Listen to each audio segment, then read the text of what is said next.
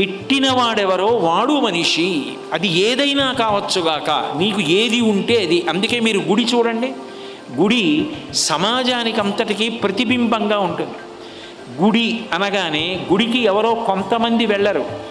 గుడికి వెళ్ళి కొంతమంది పాత్ర సామాను తోముతారు. స్వామివారి దీపాల చెట్లు, స్వామివారి దీపాల కుందులు, స్వామివారికి నైవేద్యం పెట్టే పాత్రలు, ఇవి తోముతారు.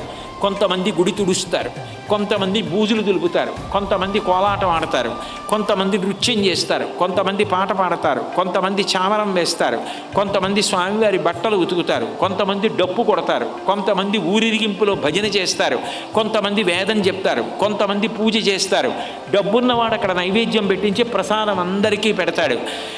ఇంట్లో మూర్తికి మీరు అలంకారం చేసి చూడలేరు. స్వామివారికి 10x6 పెద్ద పంచె కట్టి చూసి మురిసిపోతారు, ఆభరణాలన్నీ పెట్టి చూసి మురిసిపోతారు. మనశ్శాంతి